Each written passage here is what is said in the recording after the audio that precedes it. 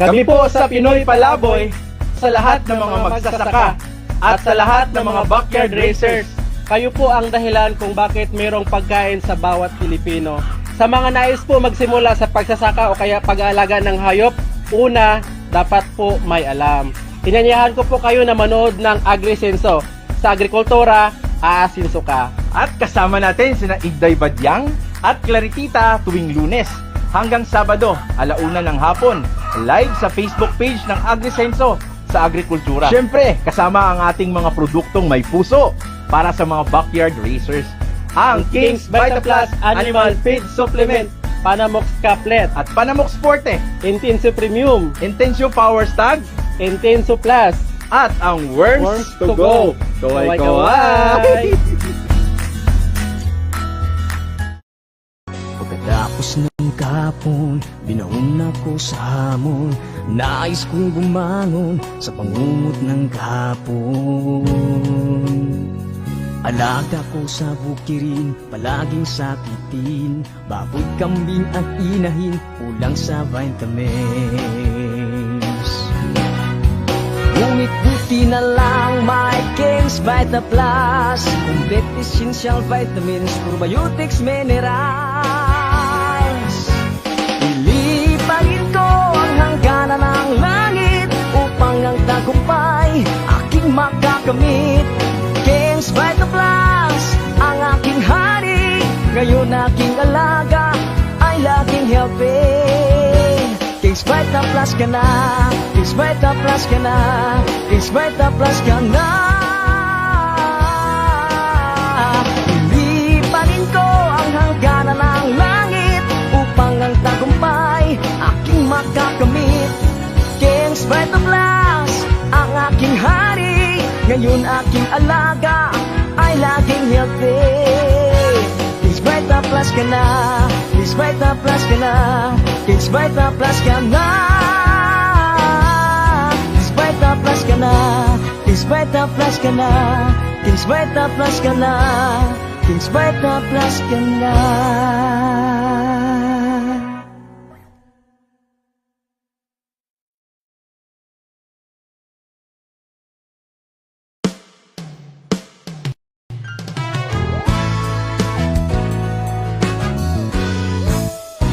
Sinisipon, nilalagnat na naman ang alaga ko, ang manok kong kasama, gabi't umaga. Buti na lang may Panamox, gumaling agad aking manok. Unti-unting bumabalik itong aking ngiti. Sa Panamox Forte, ang manok ko'y bumuti. Sa Forte at Caplet, kantabay ko lagi. Tumatamlay, humihina ang aking alaga. Paano na kaya? Anong magagawa? Buti na lang may Panamox, gumaling agad aking manok. Unti-unting bumabalik itong aking ngiti. Sa Panamox Forte, ang manok ko'y bumuti. Sa Forte at Caplet, kantabay ko lagi. Buti na lang may Panamox, gumaling agad aking manok. Unti-unting bumabalik itong aking ngiti. Sa Panamox Forte, ang manok ko'y bumuti. Sa Forte at Caplet, kantabay ko lagi.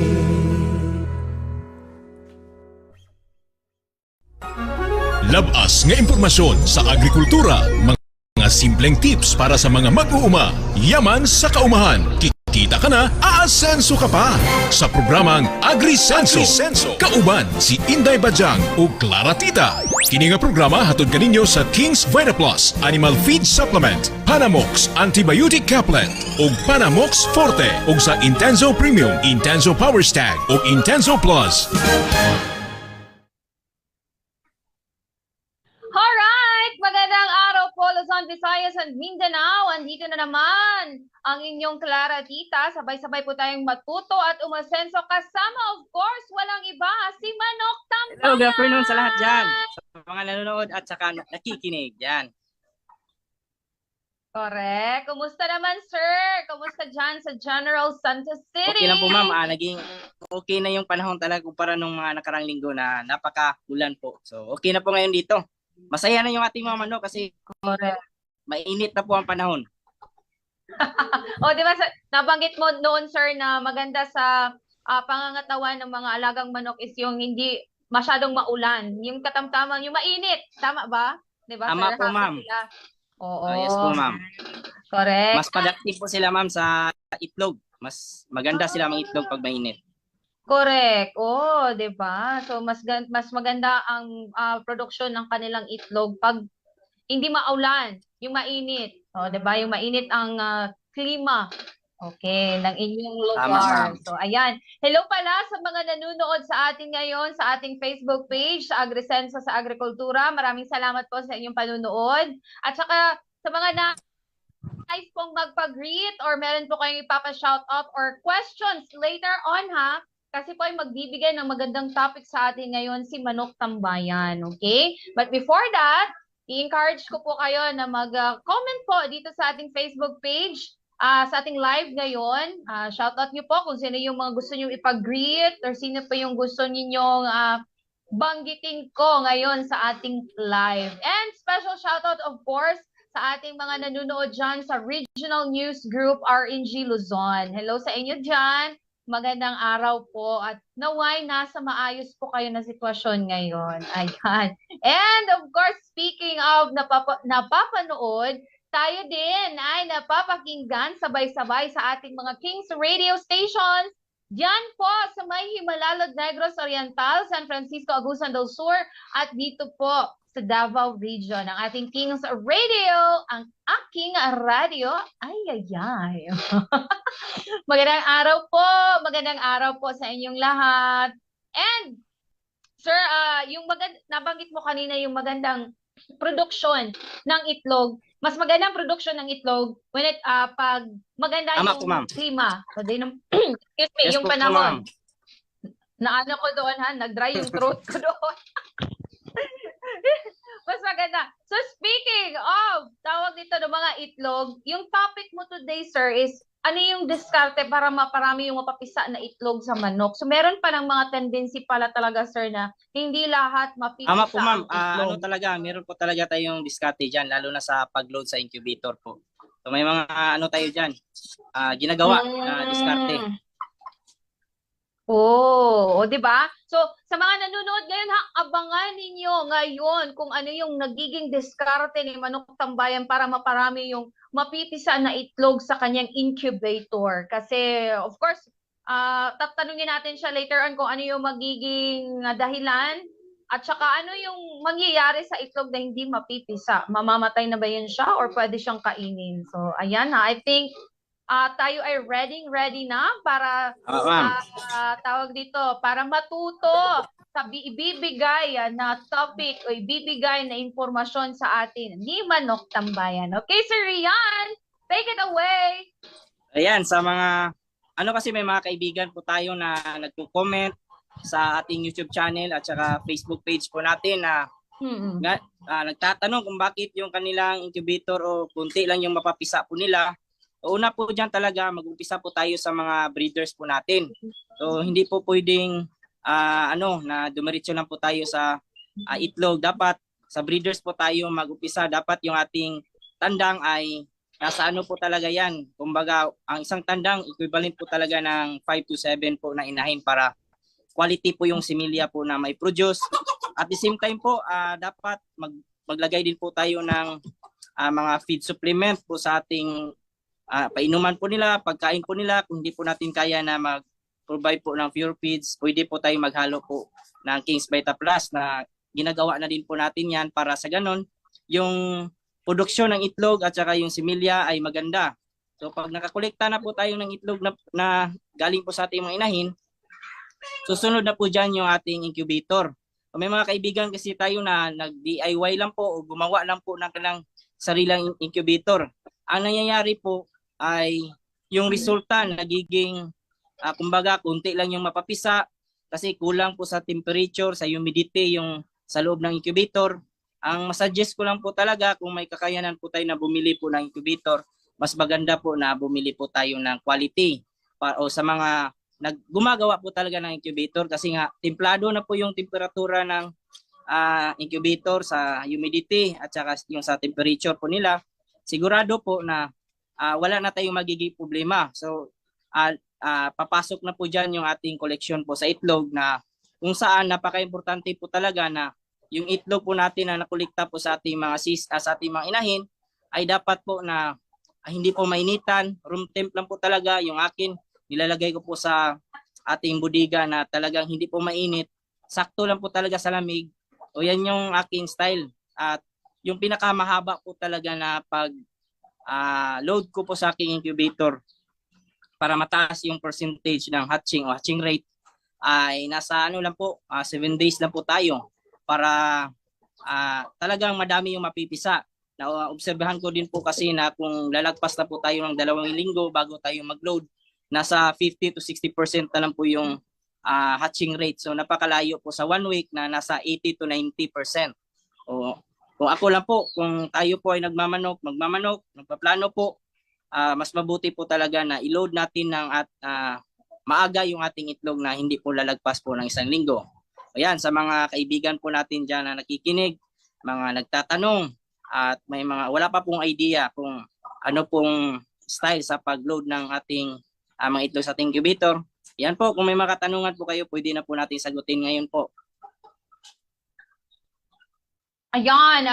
Sa mga nais pong magtanong, ilagay nyo na po dyan, isulat nyo na po sa ating comment section box sa ating live ngayon. Or if ever po, meron po kayong katanungan dyan sa mga nanonood o nakikinig sa ating Kings Radio stations, maaari po kayong mag-text sa 0926-048-8944. Hindi ko mabasa sa screen. 0926-048-8944. Yan po ang ating Kings Radio Hotline. Okay? So, ayan ha. Sa mga nanonood ngayon, maaari na po kayong magtanong kay Manok Tambayan if ever meron po kayong itanong. Okay? Let's grab this opportunity dahil every Thursday po ay makakasama natin si Manok Tambayan dito sa AgriSenso. Correct. O, ayan. Sir, nabanggit mo kanina na dapat tama ba ang pagkabanggit ko, dapat yung ratio ng tandang sa inahin, dapat yung isang tandang ay para sa 5 to 7 na inahin. Tama ba, sir? Yan po yung akin po dito, ma'am, para yung tandang naman po ay sakto talaga yung maibigay niya po na similya po sa inahin po natin at magiging resulta naman po niyan, yung itlog po na ipoproduce ay meron pong similya o fertilize. So meron ano yung magiging sir, epekto if ever hindi 5 or 7 yung inahin niya, like lower pa diyan. Mababa pa doon yung bilang ng inahin doon or yung hen. Mababa yung inahin o kumbaga konti lang yung inahin, ma'am. Konti lang, mababa ang bilang o konti lang, or let's say sabi mo 5 to 7, let's say sabi natin 3 lang. Okay lang. Okay lang po yan, ma'am. Walang problema po yan. Mas maganda po kung gano'n kasi nga kung sasabihin po kasi sa atin kasi dito na pansin ko po talaga pag madami yung inahin o halimbawa 10 yung equivalent ng isang tandang, umaari po na yung similya po na naibigay po ng ating tandang ay mahina at yun nga hindi mabuo kumbaga. So, mas maganda po na mas konti lang po kung maaari.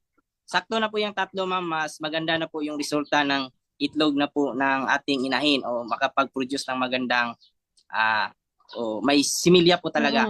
So mas maganda, sir, na konti lang yung inahin kaysa sobra. Tama, kung kaysa sobra 7. Tama ba yes ko, po, sir? ma'am. Oo. Kung maaari lang po, ma'am, kung may lang po tayo, kung may kakayanan din po tayo na 1:5, mas mabuti na ganun yung ating simulan sa pagmamanok. Correct. Okay. Sir, nabanggit mo kanina, curious din ako, yung sinabi mo na merong gumagawa ng kanilang sariling incubator. Pwede pala siya, sir, na ikaw, parang tawag ni DIY? Oh, yes po, Gagawa ma'am. ka ng sariling Ano yun, sir? Ano yung makagamitan na pwedeng ano dyan, sir? Dati, Gagamitin mo. dati po ma'am, nagpatulong po tayo sa ating kaibigan po dito na gumawa po ng sarili po nating incubator po na manual, DIY kumbaga. So, tinulungan niya po ako. Ang naging resulta po ma'am, since yung ating tumulong pa po sa atin ay hindi pa po master po talaga kumbaga, kakaumpisa pa lang po niyang gumawa ng incubator. So nasa 50 to 60% na po yung naging resulta po ng hatching rate. At karamihan po ng mga manok po na pag hindi talaga maganda yung paggagawa ng incubator, ang karamihan po na naging resulta sa itlog, minsan na napipisa ng maaga yung ating itlog. Ang pagpisa kasi ng itlog nasa 21 days. So minsan nasa 19 days napisa na po. May mga depekto po, tabingi yung paa. Minsan nakalabas pa yung mga bituka sa sisiw kasi nga ano talaga kumbaga hindi sakto yung timplada sa temperature. Minsan hindi makalabas, mamatay din po yung sisiw. Mga ganun ma'am, napakarami pag gagawa lang po tayo ng hindi po talaga tayo marunong gumawa ng incubator. Nanood lang po tayo sa YouTube, may mga ano kasi gumagawa sa YouTube o DIY. So, minsan hindi talaga perfect, kumbaga perfect ma'am. So mahirap po talaga, mas mabuti na bumili tayo ng quality na incubator. Pero dati sir, ano yung mga kagamitan na ginamit mo sir sa paggawa ng incubator? Kailangan po natin mag-produce po ng plywood. So, mga blower, yung sa temperature, yung hindi ko lang sigurado kung ano yung mga pangalan na yun ma'am kasi nga tinulungan na po tayo. Mabibili din naman natin yan sa online. Yung nga lang, mahirap po talaga na gumawa ng sarili po talaga natin. Yung gawa-gawa lang po natin. Yung nabili mo noon sir is nasa 10,000 sir, di ba? Yung aking yung una ko pong nabili ma'am na automatic na kasama na yung hatcher sa ilalim, nasa 10,000 po yun. Sa Davao din ko po nabili.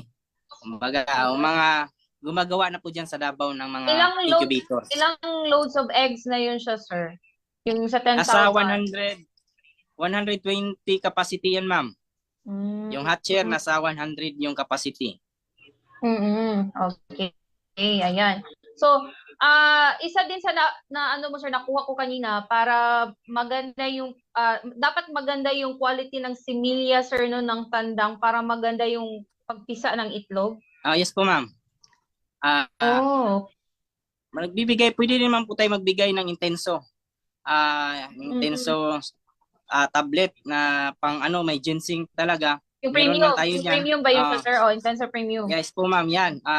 Nagbibigay din po tayo dyan para yung ating tandang active po sila talaga at talagang may lakas po talaga ma'am at meron talagang magandang pangpadagdag similya din po kumbaga mga gano'n na vitamin sa ating alaga. Ayan. Sa mga nagbe-breed dyan, yung mga merong in-incubate na eggs or ano ba dyan, make sure na yung mga tandang ninyo ay naka-intenso premium dahil meron yun siyang Korean ginseng, isa sa mga sangkap ng intenso premium para maparami ang similya at maganda ang quality ng similya ng inyong mga tandang. Di ba? So, yan. Sir, ano mangyayari doon sa itlog na hindi napisa? Kasi yan, ma'am? Kainin ba yan? Or bugok na yan siya? Malalaman natin yan, ma'am, na yung isang itlog na walang similya, ma'am, pag tungtong po ng 10 araw kasi ako nagkakanding, makita mo talaga na walang ugat-ugat o yung walang kumbaga embryo, kumbaga makita naman kasi yan. 3 days makikita na po yan pag nagkanding po tayo. So yan yung ginagawa ko po para maano na po natin na walang laman. Kung walang laman, kinukuha ko na po yan, ma'am. Yung may mga laman, patuloy na po yan, didiretso na po yan mapisa. Yan yung ating So, yes, ma'am. Yung walang similya, sir, or walang embryo, sir, ano yan? Pwede na yan kainin, sir? Yes po, ma'am. Pwede. Kinakain natin yan, ma'am. Hindi naman yan mabaho, ma'am. Na-try ko na po yan. Hindi ko pa na-try na iprito, pero yung boiled, pwede. Walang problema po. Walang baho. Okay. Kasi I'm sure kung sa boiled walang baho, okay lang yun. Kasi kung ipiprito mo, hindi mo na maano yung baho kasi na-fry na siya. Diba? If ever gano'n. Ma'am. So, masarap din naman, sir, kahit ano. Yes. Hindi siya ano, wala siyang similya, oo. Oh, okay din naman, parang Pinoy din natin yan, ma'am. Yung sa balot Pinoy, Pinoy ba yan? O yung walang, Oo. parang ganun din po siya, ma'am. May sabaw, parang ganun. Masarap. Okay. So sir, since na gumamit po kayo ng Intenso Premium para pampaganda ng similya at saka pamparami ng similya sa tandang, sir, based on your experience, sir, mga for example, sa isang tray na ano, sir, ng itlog na papa-incubate mo, sir, mga ilan doon yung successful, So, yung sir? atin nasa mga minimum talaga nasa 28 24, ma'am. Yung minimum na mapipisa natin diyan. Minsan nasa 28. So mga ganyan 24 to 28 po talaga yung ating hatching rate pag nasa 30. Yung piraso. For example, kung Yes 30 po, ma'am. eggs, nasa 24 to 28. Yes po, ma'am. Yan yung ating range pag nag-ano tayo sa isang tray. Maganda po Hindi talaga, na- ma'am. Hindi na yun masama, sir, di ba? Na naka 24, 28 na eggs na na-hatch. Di ba? Yes, ma'am. Hindi na po talaga. Napakaganda na po niyan. Kung ikaw po ay nagmamanok, malaking tulong po yang napapisa po natin ng ganun kadami. Correct. O, ayan. So, I think, sir, mag-i-entertain na tayo ng questions kasi marami na sila ngayong nagtatanong sa atin dito sa ating Facebook Live. Tingnan ko ha. Wait lang. Maano ba ito ni Kuya? Wait. Ay, okay. Dito muna tayo. Hello. Happy watching sa ating Gabriel Bajang. Happy watching sa inyo dyan ni Christian Hill. Happy watching sa inyo sa ating live. And at the same time, ay, ayan nagbabalik ang ating Rihanna. Nagbabalik, ma'am. Nagbabalik si Rihanna, tapos na siyang nagpa-liposuction, sir. Nagbabalik si Rihanna. Hindi siya busy ngayon kasi nagbabalik siya. So, ayan. I think babasahin ko lang itong sir, yung mga tanong nila dito. Dito po kay Gabriel Bajang, sabi niya, ilang taon or ilang buwan pwede pong paupahan yung sir, yung Inahin. hen o yung inahin, yung ganun. Naka-experience po tayo dito sa ating manukan na umabot talaga ng 4 na taon, ma'am, yung inahin at patuloy pa rin nangingitlog. At sa mga kaibigan din po natin na napunta natin ng mga farm, ganun din po, ma'am, 3 to 4 years. As long may binibigay po talaga tayong feed supplement, maganda po talaga na continue, kumbaga nakakatulong po talaga na makontinue nila yung pangingitlog, nakakapag-produce po sila ng quality na itlog, hindi po, minsan kasi pag tumatanda yung manok, nasubraan ng wala tayong binibigay, yung kanyang itlog, ma'am, ay malambot, kumbaga madali lang mabasag. Pero pag may binibigay po tayo gaya po ng King's Beta Plus, nadadagdagan yung kanyang kumbaga tigas ng itlog, yung kumbaga calcium na mapatigas yung itlog na hindi basta-basta mababasag. Babalik po sa normal yung kanyang pangingitlog. Okay. Hindi ako nagkakamali ng mama. Calcium mo, hindi ako nagkakamali. Oo, yeah, calcium. Isa din yun sa mga magagandang yung vitamins na pang solid talaga doon sa eggshell. So meaning, sir, 4 years? 4 years Yes old? po, ma'am. Para pwede na siyang sir, tawag nito, paupahan o pakastahan? I mean, hanggang 4 years mangitlog, anong ibig 4 years, ma'am, hanggang 4 years yung pangitlog. Okay. Yung pagkakaintindi, yung pagkakaintindi ko. Hanggang okay. ilang taon. Hanggang ilang. Sir? Anong age ng manok, sir, na pwede na siyang pakastahan? Magpakasta Pwede na. na siya. Okay. Oo. Ano yan, ma'am, nasa 5 months talaga yung pinaka matagal. 5 months. 5 months. Hanggang 4 years na yan, ma'am, aabot yan ng 4 years kung natin, kung pipilitin pa po talaga natin, mangingitlog pa po yung Pero pag tumatagal na, sir, medyo may difference na doon sa bilang na pwede lang maiitlog. Tama po, ma'am. ba ako, sir? Kung Yes po, tatanda na ma'am. sila. Tama po, ma'am. Ayan. So, buting, dapat pag 5 months, dapat bigyan natin sila lahat ng tawag nito na magandang vitamins para preparation yun sa kanilang pangingitlog, and at the same time, habang maaga pa ay marami na talaga silang mapuproduce na itlog para maganda yung quality ng itlog na mapuproduce nila. Tama po, ma'am. Ayun. Correct. And hello, Shout out lang muna kay Josh Barbillones. Chill time na naman with Agrisensa and good afternoon, Full Tree Innovations and Joshua Silapay. Good afternoon, people. And to George De La Cruz watching from Davao City. Ayan. Hello, Rihanna. Sa mga nagtatanong how chill lang kayo kasi iisa-isahin namin ito yung mga tanong ninyo. Happy watching also to Commander Okong. Okong ba ito? Commander Okong nga. Ayan. Hello, Okong. Commander Okong. Taga saan ito si Commander Okong?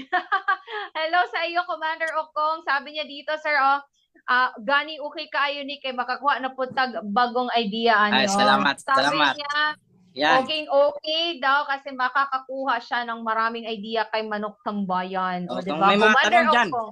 pwede talaga magtanong. Correct. O, ayan, sir, meron tanong si Commander Okong, sir. Iba naman yung tanong niya, sir. Magkano daw po ang benta ng day-old na light Sussex? Okay po, ma'am. Ano yan siya, sir? Gaya po niyan, ma'am. Yung Manok. puti, ma'am. Pero yun nga lang, Brahma ito, ma'am. Light Sussex Brahma. So, walang balahibo yung ganito na manok pag Light Sussex. Pero pag Brahma na may balahibo. So, Brahma man yan kasi may balahibo. So, ganun din na kulay na sa ano yan, ma'am. Dito sa Jensen, ganun pa rin po, 100 per head yung presyo. Depende kasi yan sa lugar, ma'am. Kung yung area po talaga natin, madami yung stock na ganun, babagsak talaga yung presyo. Ganun naman po talaga sa merkado. So, meron palang iba't ibang klase yung sir, light Sussex, sir? Yes, ma'am. Breed yan siya, sir? Breed? Yes po, ma'am. Mga heritage din po yan, ma'am. Heritage chickens. Okay, heritage. Merong Oo. light Sussex Brahma, may light Sussex din po na talang light Sussex lang po talaga o hindi Brahma. Yung Brahma, may balahibo na yung sa tiin. Yung parang madami ng balahibo. Yan yung mga mahal talaga kumpara po sa mga light Sussex lang po na heritage. Oh, ayan. So, Commander Okong, kung sa Jensen, yung pagbabasihan natin na presyo ay nasa 100 pesos per chick yan siya.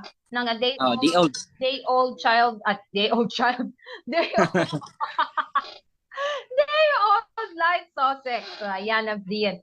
Baka naman, Commander Okong, kung magbenta ka. di ba? Why not? I-ano mo dito, i-shout out mo dito sa Agrisensa kung nais mong magbenta ng light Sussex.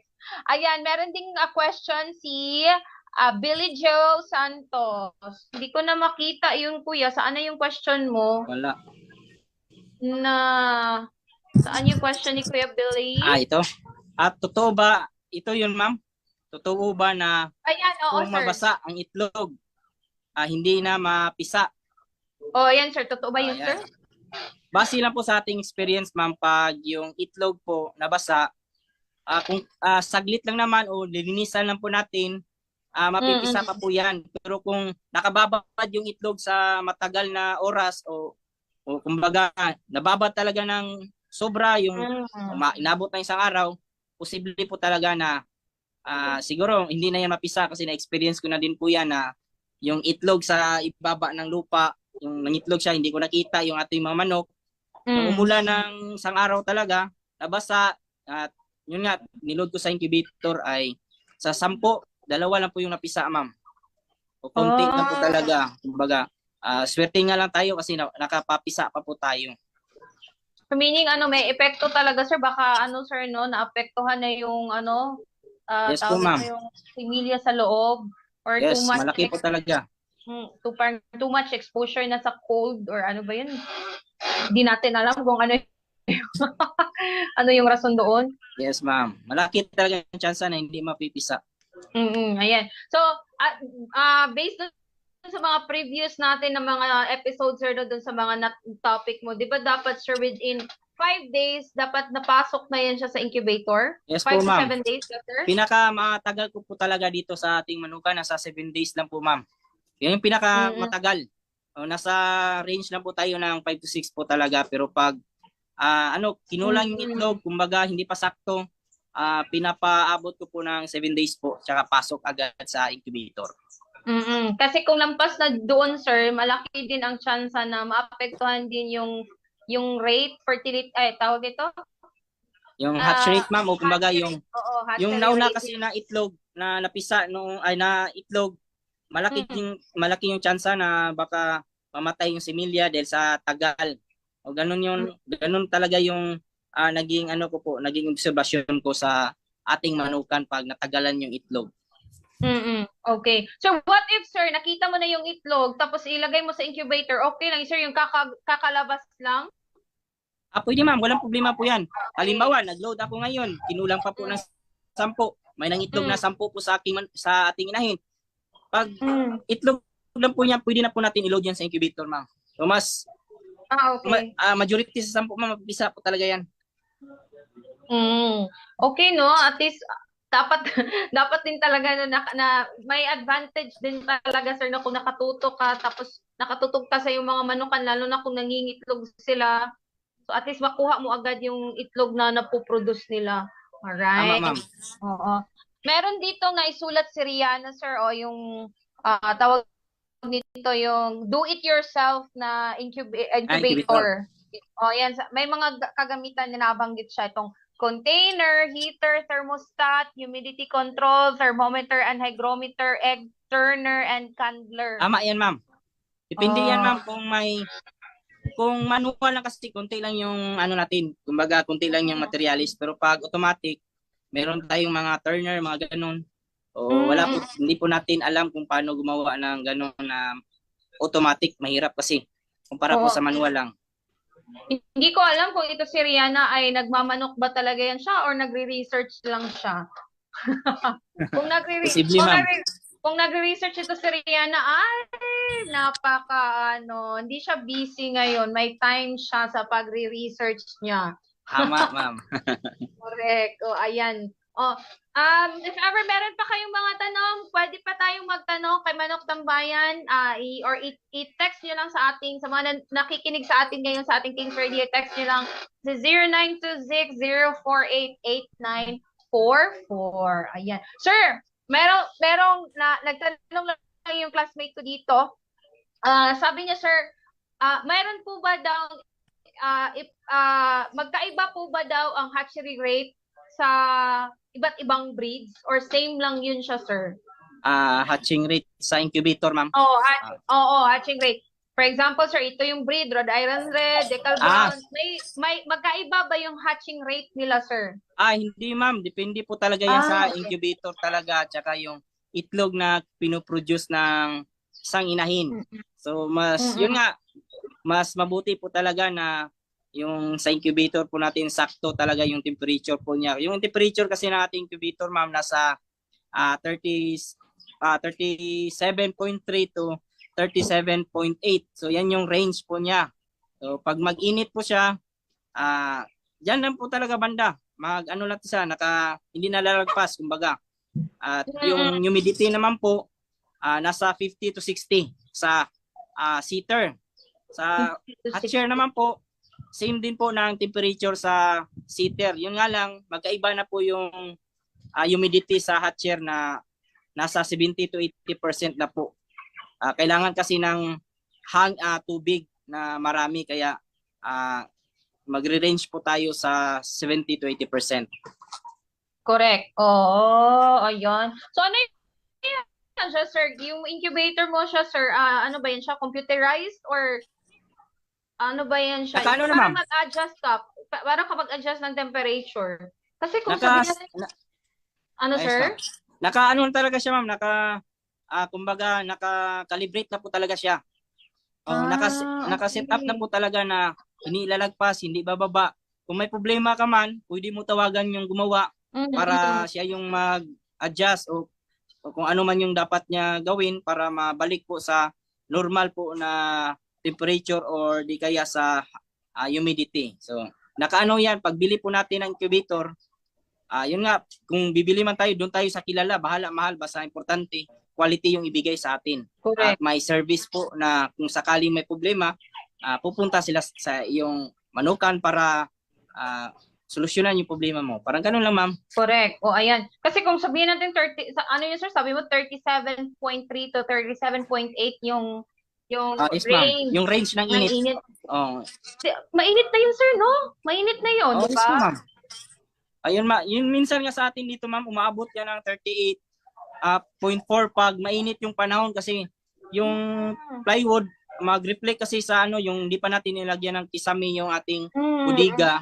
So, yung init talagang ano, magdagdag sa temperature ng ating incubator. Pero wala naman po problema basta hindi lang po natagalan. Ngayon ko lang yan nalaman, sir, na ganun pala kainit para mapisa yung ano, para mabuhay yung tawag yung embryo doon na maging chicks siya, 'di ba? Ganun talaga kainit. Yes po, ma'am. Mainit po talaga, ma'am. Yung sa pagkakaalam ko po, ma'am, may isa po tayong kaibigan din po na gumagawa ng incubator, yung na ano talaga niya, parang tinry niya po na ano yung init ng manok sa yung naglimlim po talaga, ma'am. Nag-test po siya kung ilan yung temperature, umaabot pa po talaga minsan ng 39. Napakainit na po. Ang maganda kasi sa manok, sila kasi yung nag-a-adjust. Yung sa atin, normal, kumbaga naka-set up na kasi. Kaya yung iba talaga yung sa manok at saka sa So, incubator. ibig sabihin, sir, yung manok na naglilim, ganun kainit yung napoproduce nila doon sa mga... Oh, yes po, ma'am. Yung ano, sir, yung tawag hinihigaan nila o yung inuupuan nila, ganun kainit. Yes, ma'am. Yes, ma'am. May ano talaga. Pero kung ano naman, alam na kasi nila yan, ma'am. Kung halimbawa, sa tingin na talaga na mainit na, so ginagalaw nila yung itlog. O minsan, parang sila nang nakakalam talaga. Pero minsan, ganyan talaga, umaabot talaga ng ganun kainit yung sa inahin. Kung sa incubator, sir, aabot ng ilang days na, sir, bago mapisa, sir? Mga 21? 21 days, ma'am. So, yun, sa 21 days, sa 1 to 18 days, nasa seater yan siya, yung nag-swing. Pag tungtong ng 18 days, kunin na po yung itlog para ilagay po sa hatcher na hindi na po talaga pwedeng galawin. Hindi na galawin. So yung ano na lang, yung init, ganun pa rin, 37.3 to 37.8. Pero yung humidity, patataasan po natin, lagyan po natin ng madaming tubig para yung sisiw, madali po siya makalabas sa kanyang shell. So, kailangan kasi ng tubig para madali lang mabasag, kumbaga, yung shell niya. So, mga from day 1 to day 18, nandun sila sa setter. Sa setter? Yes po, ma'am. Yung mag-turn, ma'am, o yung swing sa itlog. Yung automatic. So, ano din yun, pero sir? pag 37.3 to 37.8 pa rin yung temperature. Yes po, ma'am. Yung atin dito. And then after 18 days, ilagay na sa hatchery, ganun pa rin ang sir, 37.8. Yes po, ma'am. Ganun pa rin. Change lang yung humidity. Yes po, ma'am. Para kailangan natin pataasin yung humidity para mapisa ng hindi sila mamumblema makalabas sa kanilang shell. Okay. Mas madali na lang mabasag. Okay. And then after doon, sir, sa hatchery, wala nang next step doon, sir. Wala na, ma'am. Pag mag-start na yung mapisa, pag 20 days, mag-crack na yan, mabasa. Pag tungtong ng 20 days, mapisa na po talaga yan. May mabasa pa, 21 days, may habol pa na mag-crack. Pinakamatagal dyan, nasa 22 days. So, lalabas na yung mga sisiw dyan, sir. Hindi yan sila... lalabas na po yan, ma'am. Hindi yan sila maiinitan, sir? Kung ganun kainit, sir? Di ba sila... Hindi naman, ma'am, kasi basa pa kasi sila yan. Pag basa pa sila. Kumbaga, kailangan pa nila ng mga 24 hours minimum. Maximum, nasa siguro 30 hours, mga ganyan. Pero pag pisa kasi ng manok, base sa aking obserbasyon, sa sisiw, sa itlog, 24 hours, ma'am, pwede na po talaga natin kunin yung sisiw. Dry na po yung balahibo. Within 24 hours? 24 hours, yes, ma'am. Pag napisa na, yung lumabas na po talaga sa itlog, basa pa yan. Pag tungtong ng 24 hours yan, pag dry na, sa tingin niyo po, dry na yung balahibo, pwede na po talaga natin kunin yung sisiw para hindi ma-dehydrate. Oo, okay. So pag mula doon sa incubator, sir, doon sa hatchery, sir, ilalagay na sila doon sa yung kanilang kulungan mismo, yung merong mga... May ilaw. May ilaw na. Yes, ma'am. Ilang watts yun siya, sir? Yung sa atin naman po dito, ay iwalin po ng isang sisiw is 1 watt.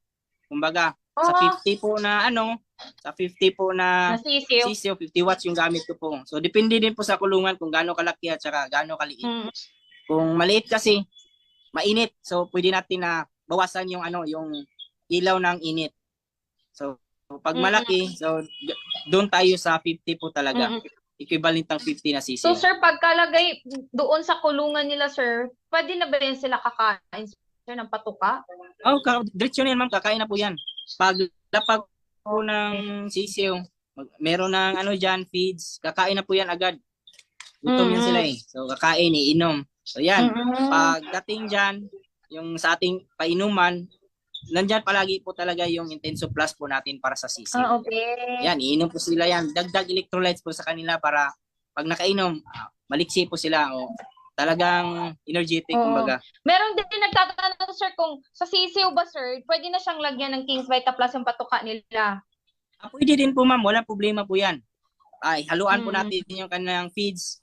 Yung minsan yung ginagawa ko po sa ating mga sisiw na nilalagyan po natin, pampagana din po kasi. So, mas mabuti po na mas malusog yung ating sisiw para kung sakaling may bibili po sa atin, makikita po ng ating buyer na quality yung ating sisiw na binigay, malusog.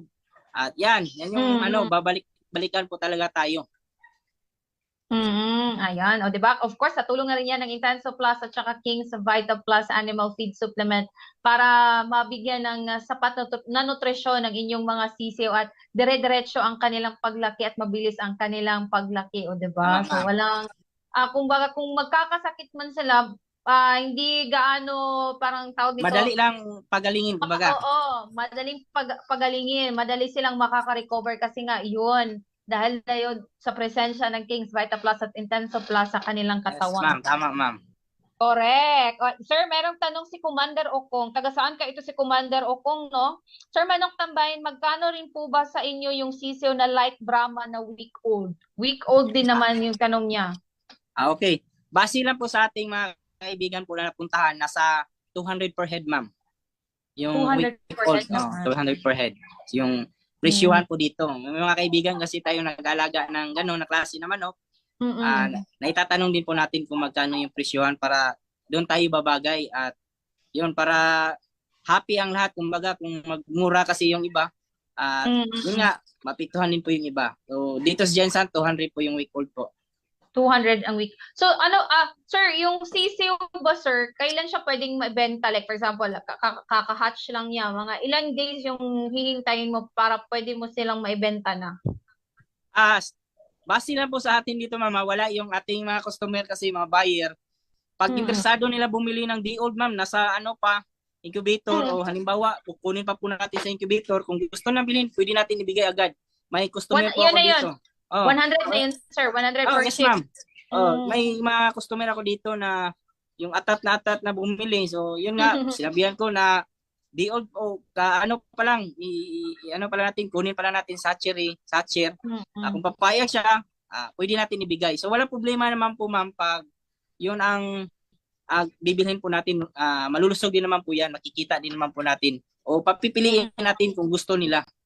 Ganun po tayo dito.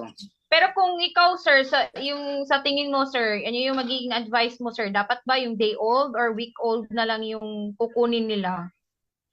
Kung ako lang po, mas mabuti yung week old kasi yan. Kung yung ating farmer o yung ating tayo, kasi tayo, kumbaga, nagbabaksin po tayo sa ating mga manok. Pag labas po ng hatcher, binabaksin na po natin yan. So, 1 week po yan, okay na po yan. Mas, kumbaga, malusog na po. At maliksi na. Talagang hindi na po basta-basta mamatay kung week old yung ating bibilhin. Yung sir, yung paraan sa vaccination, sir, ano yung injection? Ma'am, drop lang ma'am sa mata at sa ilong. Drop lang. Yan, dalawang beses na. Sir, para saan yan? Drop na yan. Yan ma'am, pang depensa din po sa mga sipon ma'am, gaya po ng mga ratay. O ganun ba? Kung halimbawa man na magkasakit yung ating manok pag na-vaccine po natin, inumin na po natin yan ng isang Panamox 40.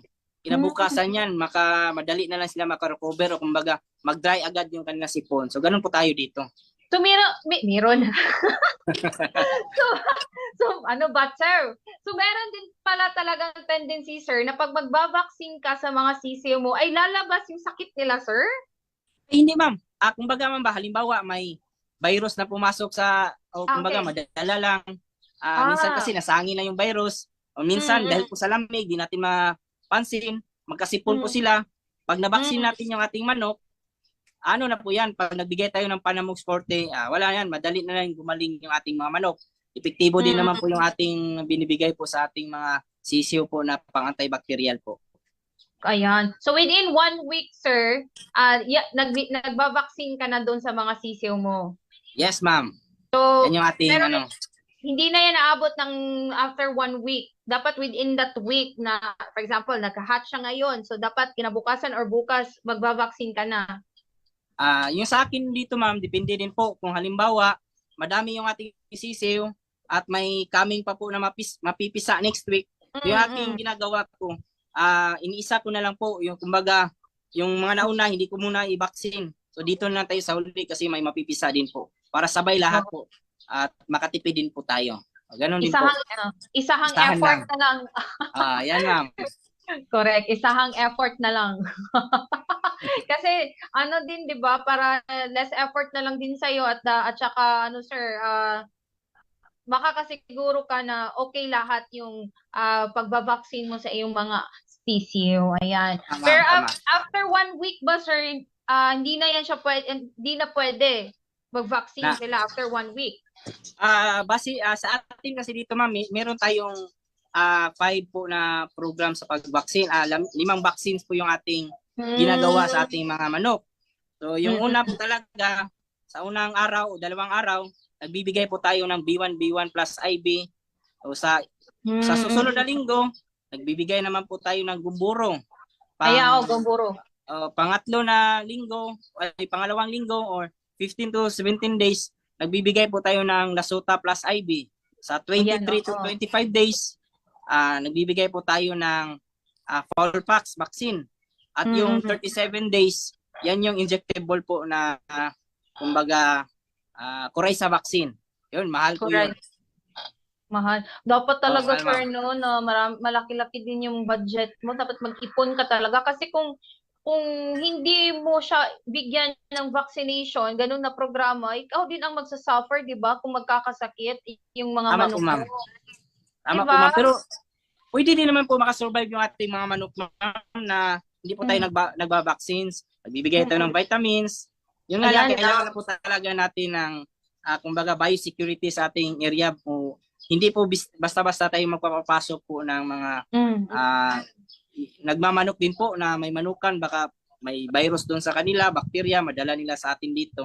Kung may biosecurity po tayo na dapat ilagay sa ating gate para hindi nila madala yung kumbaga, yung mga sakit. Oo. Pero iba talaga, sir, no, kung nakapag-vaccine ka and at the same time meron kang mga vitamins, gaya ng King's Vita Plus, Animal Feed Supplement, at saka itong Intenso Plus para sa iyong mga sisiw. Kasi kung meron puno sila sa vitamins and minerals, I'm sure na parang resistant na yung katawan nila doon sa mga virus o kahit anong klaseng sakit. Or if ever man mapasukan talaga sila, madali lang silang makaka-recover. Madali lang makaka-recover, ma'am. Yan yung atin dito, yan yung ginagawa ko po dito, ma'am. Kung wala tayong vaccine, hindi tayo nagbabaksin, meron po talaga tayo dito na pang-depensa. Yung ating bacteria flushing po, yung ating panglaban po sa sipon, Panamox Forte. Oo. Yan nilalagay natin sa tubig. Talagang lahat po ng manok makakainom po niyan. Ganun po tayo dito. Correct. Ayan, may question din si si Billy Joe. Sabi niya, sir, if overdue na po yung pagpisa ng itlog, posible ba itong mapisa pa rin at mabubuhay ang sisiw? May experience ka ba na ganun, sir? Kung basihan po natin yung quality po talaga ng incubator o yung maganda na incubator, pag tungtong po ng 22 days, ma'am, na hindi pa rin nag-crack o hindi pa nabasag yung shell, ibig sabihin po, ma'am, hindi na yan mapipisa.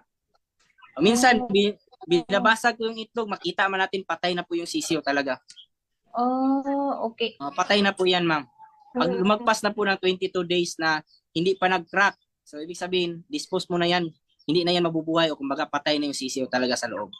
Ano kayo dahilan, sir, namatay ang sisiw, sir? May talaga yan, sir? Ano factor, yes po, ma'am. sir?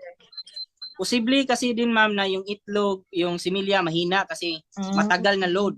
So, nabuo siya pero naalanganin siya. At minsan yung humidity din po, pag nasobra talaga yung tubig, ma'am, maaari din pong malumos. Anong ibig sabihin niya? Malumos, Tawag dito.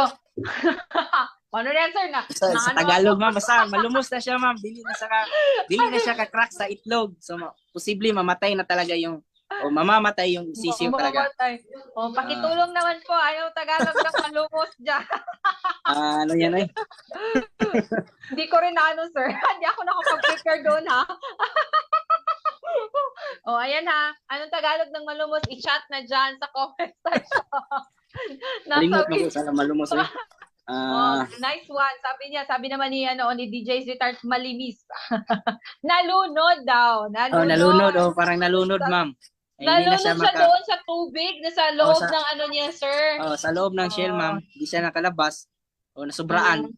Yun, minsan, pag nag-open po tayo, kumbaga, parang madami siyang, kumbaga, tubig yung sa loob. Parang ganon, mga ganon na makita po natin. Ayan. So I think yun na yun. Parang masyadong overtime pero I hope na hindi tayo nakaka-istorbo kay Manok Tambayan. Walang problema yan, ma'am. Ayan, oo nga. Maraming salamat at saka sa mga nanonood, mga subscribers din ni Manok Tambayan. Hello sa inyo dyan. Patuloy po nating tulungan si Manok Tambayan na ma-reach yung 30,000 followers. Malapit na, ma'am. Niya. Ilan na ngayon, sir? Nasa 22,500 na tayo, ma'am. Yay! Kunti na lang. Kunti na lang, oo. Makapamahagi na naman tayo ng sisiw po sa mga gustong mag-umpisa. Correct. Malapit sa atin dito, yan. Ayan. But sir, wag ka na lang muna umalis kasi before tayo mag-say goodbye, shout out ko muna yung ating mga partner Agrivet stores dyan po sa Luzon area. Ano kayo yung na-prepare sa atin ni Kuya Bill? Ayan, dyan sa province of Benguet. Meron tayo dyan, sir, na mga partner Agrivet stores kung saan ay mabibili ang ating produktong King's Vita Plus Animal Feed Supplement, Panamox Tablet at Panamox Forte, and at the same time ang ating Intenso products at Worms to Go. Lalong-lalo na dyan sa may Palmaville, Pico, La Trinidad, Benguet, ang Katrans Poultry Supply, Palmaville, Pugis, La Trinidad, Benguet, ang Katrans Marketing, at dyan po sa may Baguio City, tatlong branches talaga ng Kalanguya, Benguet Rice and Poultry Supply, at sa may Silan, La Trinidad, Benguet, ang Kapangan General Merchandise. Okay? And meron pa po tayong ang mga Agrivet store partners dyan sa Nangalisan, Tuba, Benguet, ang Avril Joy General Merchandise, sa may Bilantian, Manyakan, Benguet, ang Topots Animal Feed Supply, at Ginawang Manyakan, Benguet, ang Gallega Agrivet Supply. Sa mga taga-Benguet po, mga Benguet farmers, Baguio City farmers, punta po kayo sa mga nabanggit ko ng mga Agrivet stores at nandyan po lahat yung mga produktong nabanggit namin kanina ni Manok Tambayan na malaking tulong po para sa kaginhawaan at pag-asenso ninyo sa inyong pagmamanukan. Hindi lang sa pagmamanukan pwedeng-pwede rin ang ating mga produktong King's Vita Plus Animal Feed Supplement sa mga alagang baboy, baka, kambing, pwedeng-pwede kalabaw, ano pa dyan? Kayang-kayang bigyan ng sustansya ni King's Vita Plus ang kahit anong hayop. O, diba? Hindi lang sa manok pwede rin yan siya sa baboy, baka, kambing, kalabaw. Ayan. At pwede rin siya sa mga pato, bibe, itik, at saka mga pugo. Abo, ma'am. Abo. Correct. Oo, pabo. Tama, nakalimutan ko, pabo, di ba? Nakakatulong ang King's Vita Plus Animal Feed Supplement para maparami yung produksyon ng kanilang mga itlog at hindi madaling makrack yung kanilang mga eggshells kasi nga punong-puno sa calcium ang King's Vita Plus Animal Feed Supplement. Ayan! marami na nag-comment, sir. Sabi na nalunod nga. Nalunod. Thank you, Rihanna. Thank you, Kuya Billy, sa inyong sagot. Ayan.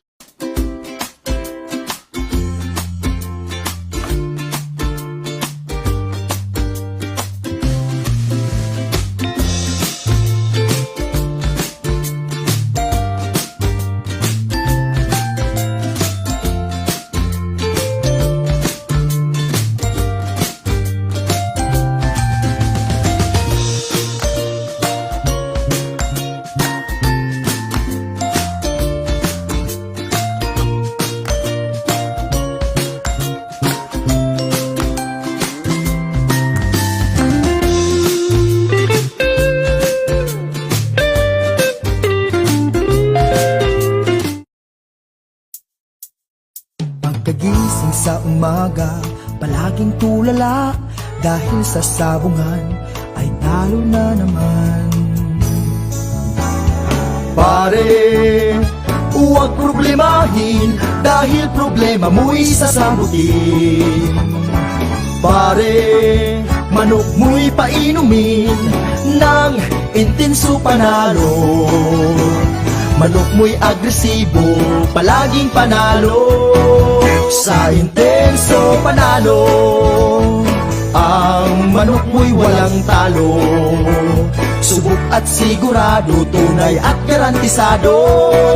Sa intenso panalo, ang produktong makabago. Kaya't sa intenso na tayo, sa intenso panalo. Ang manok mo na pula, siguradong ubra, kumpletong vitamina, tsak panalo ka. Plus power stag premium, sagana to sa calcium, minerals, zinc at protina. Intenso panalo na tayo, sa intenso panalo. Ang manok mo'y walang talo. Subok at sigurado, tunay at garantisado. Sa intenso panalo, ang produktong makabago. Kaya't sa intenso na tayo, sa intenso panalo. Sa intenso panalo.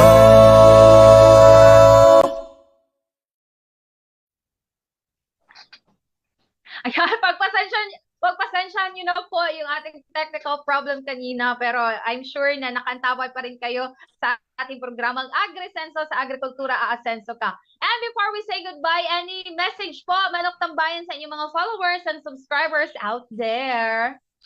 Ayan, sa mga nanonood po ngayon dyan at mga nakikinig, maraming salamat po. At kung kayo pa po ay hindi pa po nakabisita po sa ating Facebook page, Manok Tambayan, at sa ating YouTube channel, sana po ay consider niyo po na i-subscribe at saka i-follow. Maraming salamat po talaga. Yan. Oo. Basta pag sinabi kong heartthrob ng chicken farming, walang iba, Manok Tambayan na yan. No? Next week na naman po, alauna ng hapon, Huwebes po. Yan. Correct. O, abangan nyo again next week yung ating bagong topic na i-share sa atin ni Manok Tambayan. Ayan! Hanggang sa muli po, bukas muli po dito lamang sa nag-iisang programa para sa agrikultura. Wala nang iba pa, Agrisenso sa agrikultura. Sir? Asenso ka. Bye! Bye-bye. Labas nga impormasyon sa agrikultura, mga simpleng tips para sa mga mag-uuma. Yaman sa kaumahan, kikita ka na, aasenso ka pa. Sa programang Agrisenso, kauban si Inday Bajang o Clara Tita. Kini nga programa hatod kaninyo sa King's Vita Plus Animal Feed Supplement, Panamox Antibiotic Caplet ug Panamox Forte ug sa Intenso Premium, Intenso Power Stag ug Intenso Plus.